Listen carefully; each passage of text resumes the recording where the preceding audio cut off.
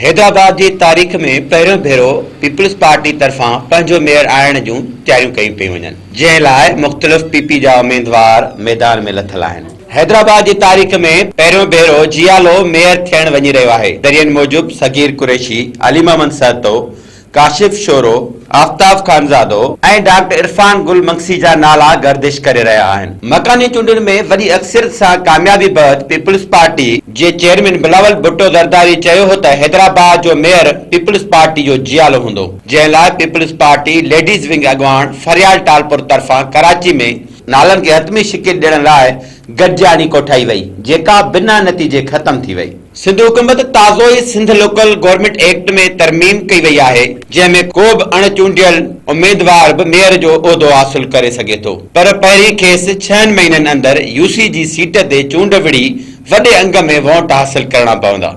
ज़रियनि मूजिब हैदराबाद जे mayor लाइ वॾे वज़ीर जो ख़ासि मुआविन सगीर कुरैशी, पीपी हैदराबाद डिवीजन जो इतलात सेक्रेटरी आफ्ताब खानज़ादा, अॻूणो हैदराबाद जो ज़िले सदर इरफान गुल मंगसी, अली मोहम्मद सहतो, अॻूणो कासिमाबाद म्यूनिसिपल कमेटी जो चेयरमैन काशिफ शोरो जे नालनि ते गौर कयो पियो वञे, जंहिं लाइ उम्मीदवारनि तरफ़ां उहिदो हासिल करण लाइ नूंहं चोटी या ज़ोर लॻाया पिया वञनि। हैदराबाद म्यूनिसिपल कमेटी में पीपल्स पार्टी 100 सीटूं खटियूं आहिनि, जॾहिं त 160 यूसी जी सीटुनि ते बि पीपल्स पार्टी कामयाबी माणी आहे। पीपल्स पार्टी हैदराबाद जे 9 टाउन्स मां 7 टाउन्स सचल सरमस्त, मियां सरफराज, नीरून कोट, कासिमाबाद, हुसैनाबाद, टंडो फज़ल ऐं टंडो जाम ते पंहिंजा चेयरमैन चूंडण ते कामयाब थी वई आहे। लतीफ़ाबाद जी सचल सरमस्त टाउन ते बि जंग हली रही आहे। लतीफ़ाबाद मां चूंडियल PP MPa Jabbar Khan party खां मुतालबो कयो आहे त सचल सरमस्त टाउन चेयरमैन लाइ पख्तून उम्मीदवार खे नामज़द कयो वञे, जंहिं लाइ हुन दाऊद खान पठान जे पुट ताज वली जे नाले खे अॻिते आंदो आहे।